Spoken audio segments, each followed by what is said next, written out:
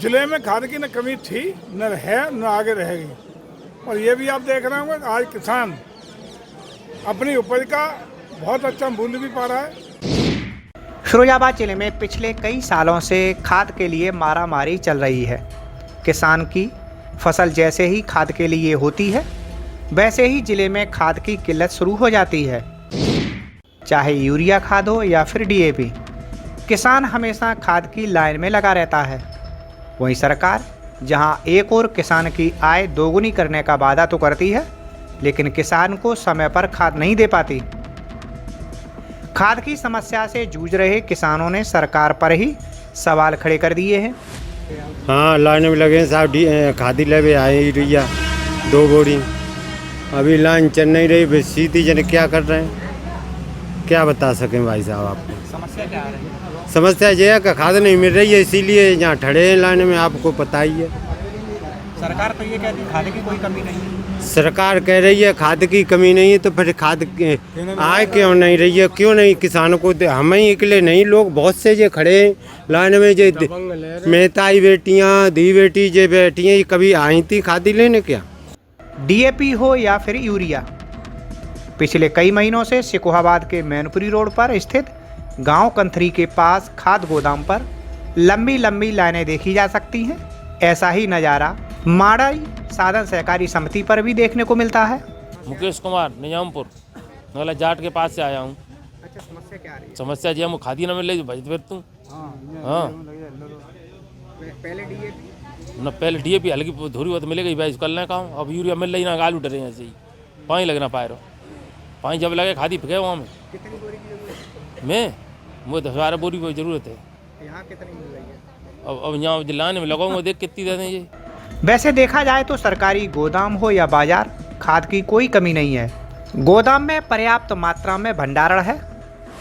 अगर समस्या है तो ये है कि किसान को समय पर खाद नहीं मिल रही। खाद मिल भी जाती है तो उसे तमाम तरह का लगेज थमा दिया जाता है। जरूरत ना होते हुए भी किसान लगेज लेने के लिए विवश है। घर से वो खाद की व्यवस्था के लिए पैसे जमा करता है, लेकिन यहाँ गोदाम पर आकर उसे लगेज थमा दिया जाता है। अब ऐसे में किसान करे तो क्या करे? 10 बोरी की। कितनी मिली है? 5 बोरी। और क्या कह दिया? और जो कह देगी तो फद लेके आओ। हाँ, सो हम पर इतनी फद आती नहीं थी, खेत था और दूसरे का उगाएगा, हाँ। मने कर दी। और लगेज में क्या दिया? हाँ, एक थैला 600 रुपये का। तो जरूरत थी क्या? बाग का जरूरत थी, कोई जरूरत नहीं। तो दे क्यों दिया उन्होंने? मगर नहीं तो मान दे ही रहा है, तो मान रहा ना।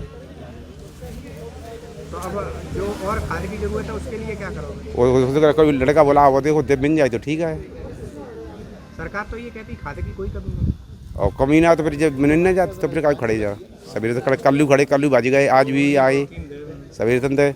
वहीं जब यूपी के पर्यटन मंत्री ठाकुर जयवीर सिंह से खाद के बारे में पूछा गया तो उन्होंने कहा कि जिले में खाद की कोई कमी नहीं है।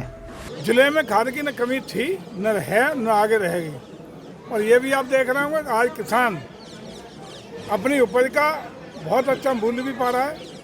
रेट के, चाहे गन्ना किसान हो, आलू किसान हो या गेहूं, सरसों आदि की विषय की बात हो, आज चाहे एमएसपी की बात हो या मार्केट रेट की बात हो, दोनों में किसान की आय दुगनी करने के दृष्टि से तमाम योजनाओं का लाभ सीधे किसानों के खाते में देने का, प्रोत्साहित देने का काम कर रहे हैं। और आपको याद होगा कि इंटरनेशनल मार्केट में डीएपी के रेट कई गुना बढ़ने के बावजूद भी डीएपी के रेट यथावत भारत सरकार ने सब्सिडी या जो घाटा हो रहा है वो स्वयं वहन करते हुए उसी रेट में डीएपी अन्य उर्वरक उपलब्ध कराने का काम किया रहा है।